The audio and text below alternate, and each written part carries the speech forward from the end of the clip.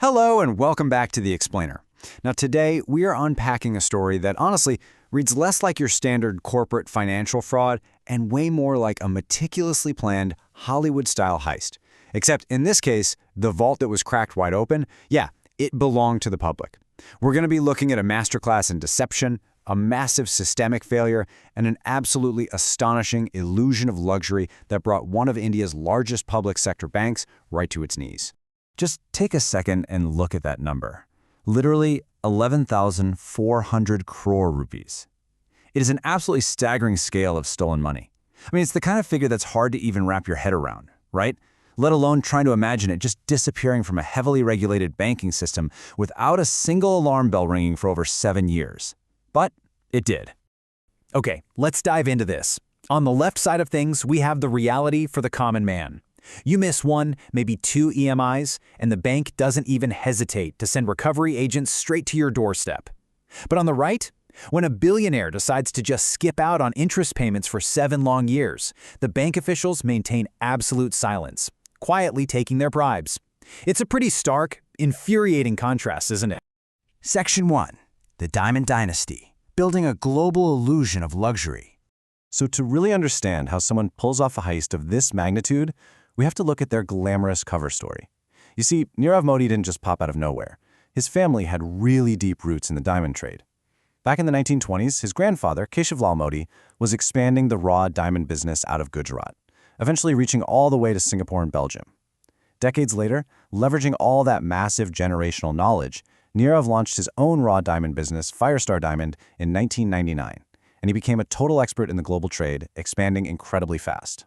But his true breakthrough, the exact moment he went from just a merchant to a global icon, happened in 2010. He auctioned the exquisite Golconda lotus necklace at Christie's in Hong Kong, and it sold for an astonishing 16.29 crore rupees.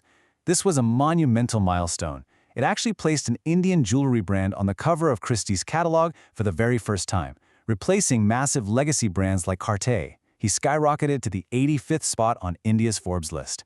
This whole air of invincibility sparked massive global demand for his designs, but as you'll see, a demand that required an enormous, continuous flow of cold, hard cash. All right, moving on to Section 2, Anatomy of a Loan, how legitimate international diamond trading actually works. Before we look at the crime itself, we kind of need to understand the blueprints of the vault. Let's see how legitimate international diamond trading is supposed to work. Imagine you're an Indian jeweler buying diamonds from the UK, but you don't have the cash up front.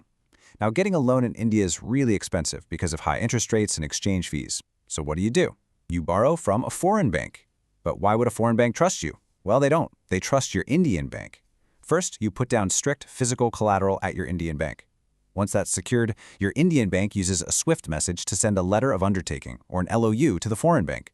The LOU basically just says, hey, give this guy the money. If he defaults, we guarantee we'll pay you. Only then does the foreign bank actually pay the exporter. And to actually move that money around, banks use what's called a nostro account. Simply put, this is an account that Punjab National Bank, or PNB, holds in a foreign country, like the UK, in that local currency. So the actual loan money flows from the foreign bank right into PNB's nostro account, which then pays the diamond exporter. It's the secure bridge between the two international entities.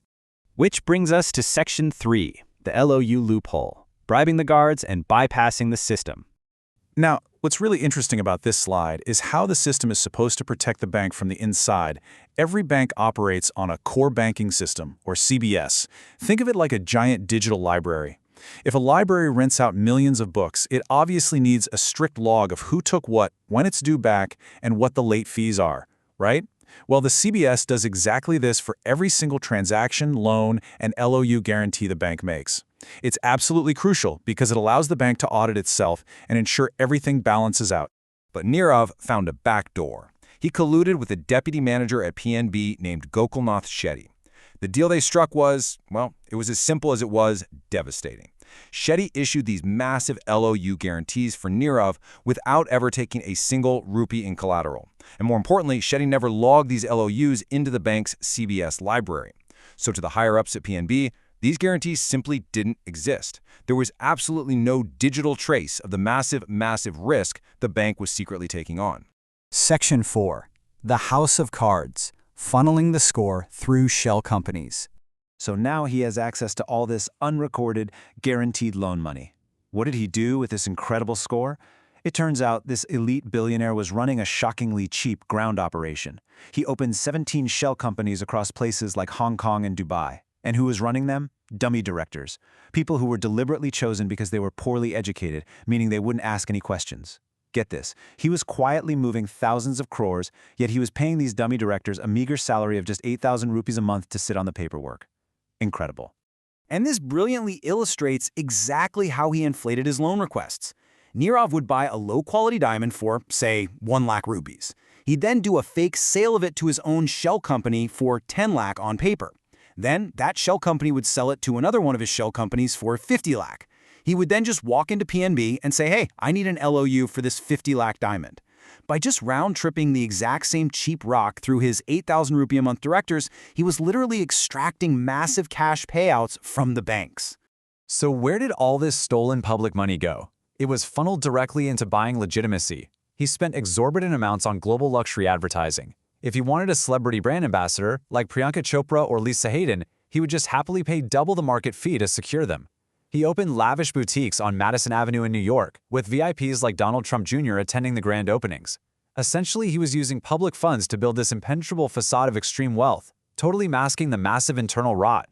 Finally, Section 5, The Great Escape. The scam finally unravels. Skipping 7 years of interest payments just isn't going to stay hidden forever. Eventually, the house of cards has to fall, and it's almost funny how simply the entire multi-crore operation collapsed. In May 2017, the inside man Gokulnath Shetty finally retires. Fast forward to January 2018, and Nirav's company confidently applies for a fresh 323 crore LOU. But there's a new manager in town now, and this new manager asks a very standard normal question. Hey, where is the collateral? Nirav's employees allegedly replied, we've never had to give collateral before. And just like that, a single sentence exposed a 7-year, 11,000 crore fraud. But Nirav Modi was already one step ahead of the fallout. On January 1, 2018, just weeks before the new PNB manager started digging into the system, Nirav quietly packed up and fled India with his entire family. It actually wasn't until January 29th that PNB officially realized the true scope of the disaster and informed the Reserve Bank of India. By February, when the CBI and ED launched their massive raids, the bird had already flown the coop. The immediate aftermath of this was totally devastating. PNB's stock plummeted by 20%, erasing 877 crore in investor wealth practically overnight. Investigating agencies rushed in and seized around 5,100 crore in properties, though to be fair, that valuation was heavily debated. Meanwhile, Nirav's associates were busy doing damage control, literally destroying the cell phones of those dummy directors and secretly moving the people to Egypt to hide the evidence. It's straight out of a movie. Predictably, immense public outrage followed, with political parties across the spectrum loudly exchanging blame for this systemic failure.